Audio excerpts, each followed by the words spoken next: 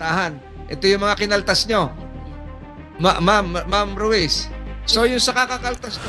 Ito ang Wow Trending. Habang nagsasalita si Senador Francis Tolentino, napansin niya na hindi nakikinig sa kanya ang amo ni Nanay LV na si Franz Ruiz, kaya tinawag niya ito. At sa loob ng isang taon, 20,000 lang daw ang ibinigay na sahod kay Nanay LV. At hindi pa niya ito nakuha dahil matapos daw na ma-rescue si Nanay LV ng kanyang mga kapatid, saka pa lang daw naglagay ng 20,000 ang kanyang amo na si Franz Ruiz sa kanyang wallet. Pero ayon pa kay Nanay LV na hindi daw sa kanya ang wallet na iyon. Tad-tad pala ng deduction si Nanay LV, kaya palagi itong short at wala nang natitira sa kanyang sahod.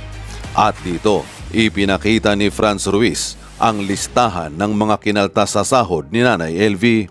Yung TV daw na 7,000 nasagi ang wire at nahulog habang naglilinis, hindi pa daw yun kasama. Oh my God! 12 years ako sa amo ko, ni minsan hindi kami kinaltasan yung mga nasira naming gamit. Libre pa pamasahe naming magkapatid kung magbakasyon kami, at habang nasa bakasyon ay tuloy-tuloy pa rin yung sahod namin. Grabe, kayong mga Ruiz, ikulong na yan. Grabe, halos buong buhay ni Ate LV sa mga Ruiz, puro paninira lang ng gamit ang ginawa, samantalang buong buhay ni Ate LV ang sinira nyo. Hay naman, dapat diretso kulungan na ang mga yan. Dapat hindi na pakinggan ang sinasabi ni amo, kasi po kahit saang anggulo puro pagsisinungaling lang. Diyos ko po, Your Honor, Senador, yung amo ko, nabasag ko yung gas rinse, di kinaltas at pinabayaran sa akin. Grabe, itong amo na ito, sobra. Kung palpak man ang trabaho ng kasambahay, sana pinauwi na lang nila kesa binaon pa sa utang. Alam naman nilang walang pambayad yan tapos binugbog pa nila. Sana sinoli na lang sa pamilya. Dumaan at nahulog yung TV, baka mahina yung pagkakapitan ng TV. Grabe itong employer na ito, walang awa, walang puso. Grabe si ate, kayang magbayad ng sangkaterbang abogado, pero walang kakayahang magpasahod at magbabawas pa ng nabasag ng kasambahay. Palaging nakakabasag si Ate LV, bakit hindi na lang pinauwi kisa naman kawawain at maltratuhin? Your Honor. Kanina binabanggit ka na yung listahan na ginawa ng iyong mga kanyang mga kasama sa trabaho, yung mga bale. Pero kanina siguro mga 1 oras na mahigit ang nakakalipas at naririnig nyo rin. At ito ay bahagi ng records ng pandinig na ito. Narinig nyo rin na sinabi ni Manang LV, na tuwing merong mababasag na plato, may mababasag na siguro tasa o kung ano man mga gamit sa bahay, ibinabawas, kinakaltas doon sa kanyang sweldo. At yun ba yung nililista nyo? Your Honor, ang nakakaltas lang po sa kanya dito, Your Honor, yung nabasag yung TV, tapos yung... Nabasag yung TV? Opo. Tapos yung cabinet lang ang nabasag niya, Your Honor, nalagayan ng plato na bagong bili. Tapos yung mga karne na nilalagyan niya ng hindi ka nais-nais. Nililista niya yun? Nandito po, Your Honor. Hindi, Your Honor. Nandito po. Teka, Comsec, can you screenshot again? Can you take a photo of the screenshot of the list being shown by Mrs. Garcia Ruiz? May listahan. Ito yung mga kinaltas nyo. Ito po yan. Ma'am Ruiz, so yung sa kakakaltas nyo, ibig sabihin wala na siyang sweldo? Mayroon pa pong tirang 20,000, Your Honor, nung late na po, kunti na po ang binabali-bali niya. Tapos, Your Honor, may natira siyang 20,000. So kaya nagkaroon ng laman ng pitaka na 20,000 kasi yun yung balanse? Opo, yun po yung pira niya na natitira niya. Eh sino naglagay ng 20,000 doon? Yun po yung pira niya natira niya sa akin, Your Honor. Pinapabigay ko na sa kanya kasi Ate LB, alam mo yun, nasabi mo sa akin. Teka, yung bang pera na 20,000 ay tinanggap niya o nilagay niyo lang sa pitaka at pinahabol sa kanya sa Batangas? Ay, pinatago niya po sa akin yun, Your Honor, na tirang pera po niya. Sabi po kasi niya sa akin, Your Honor, ate, yung tirang pera ko, hindi ko na muna kukunin. Saka ko na kukunin kapag mag-alis ako. Eh, di ka po kinuha na po ng pamilya niya. Kaya pinadala ko na din po, Your Honor, kasama po ng kanyang mga damit. Tinapon niya raw yung pitaka niya, sabi niya. Pati ibang gamit niya. Hindi. Hindi po, nandun pa po yung mga gamit niya, Your Let the Honor. records reflect that the committee secretary was able to retrieve the list of the kaltas. Yung mga binawas. Hawak mo na, Comsec? Oh, ito yung listahan, yung telebisyon, yung mga kung ano-ano na kinaltas nyo. Makinig kayo, Ma'am Ruiz. Makinig kayo sa akin. So, ito yung listahan na binigay nyo. So, pag inad natin lahat yung kanyang pinagtrabahuhan, doon sa iyong aligasyon na nagsimula siya ng 2019, at sa kanya namang claim na nagsimula siya ng 2017. Pag inad natin 5,000 a month in 1 year, ilan yon? Ilan yon? 60,000. Kung ilang taon yan, pag inad natin yan at sinubtract natin yung nabasag na telebisyon, nabasag na cabinet, ang lalabas na lang ay 20,000.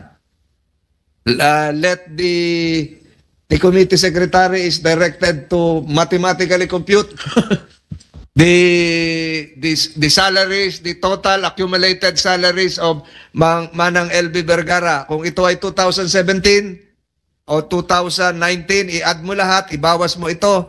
Fish, 140. Damit, 250. TV. TV, Kano? wala dito yung TV.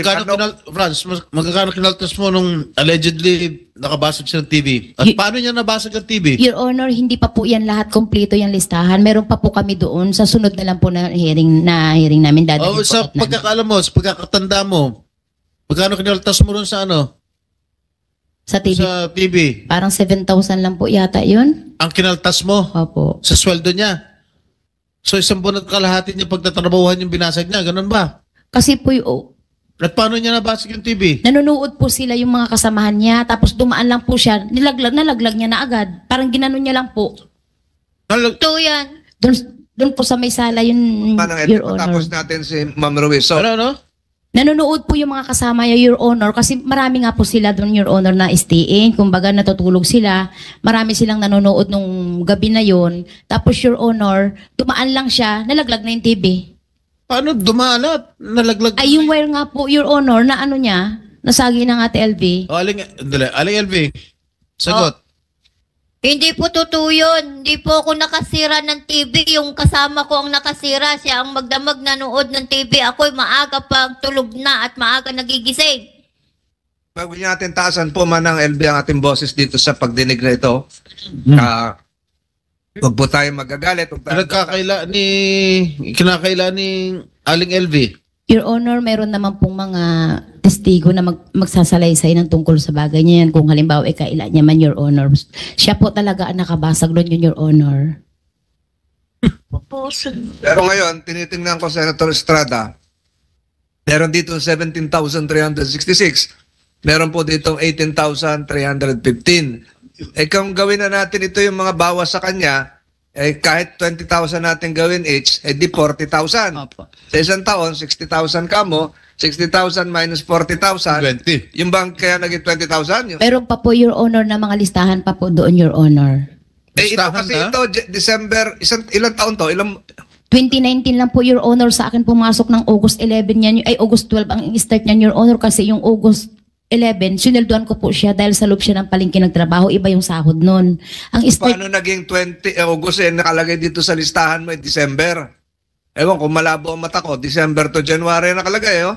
ay yung total balance na lang po yan, Your Honor, na nakalagay. Kaya nakalagay po dyan balance na ng 2019 is 10,700, Your Honor. Hindi naman po pati ako ang nagagawa niyan, Your Honor, kundi yung mga kasamahan po nila, Your Honor.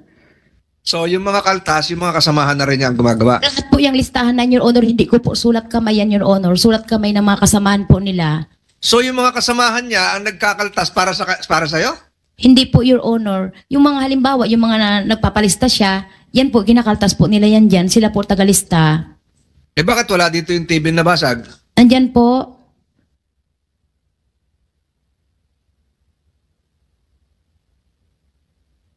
Hindi ko makita. Comsec, na-compute mo na?